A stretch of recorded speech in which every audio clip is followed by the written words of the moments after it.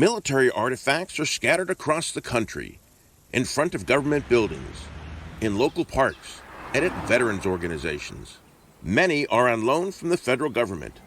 All serve a purpose of remembrance. Honoring the 300 veterans dating back to the American Revolution. Veteran Fred Lynch oversees Dayton, Ohio's oldest cemetery. Among the prized pieces of history once displayed here, a rare 10-ton Navy mortar, which, he told us, sat on this land for nearly a century, on loan from the U.S. Navy. The Seacoast mortar was a grave marker honoring all of the veterans here, and it was meant to stay here. But after trading hands twice, the mortar, identical to the one you see in this image from the Civil War, is now missing. Do you think the loss of that naval mortar is no different than desecrating a grave?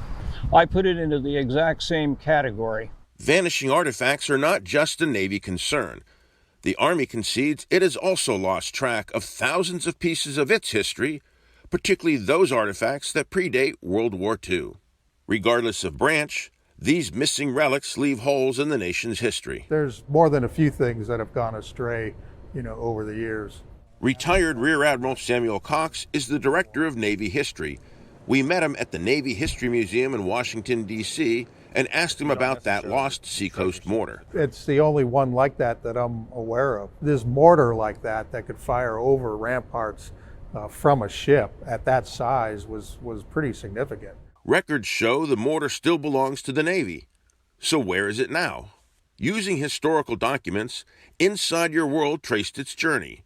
After the war, the Navy loaned it to the Dayton Cemetery.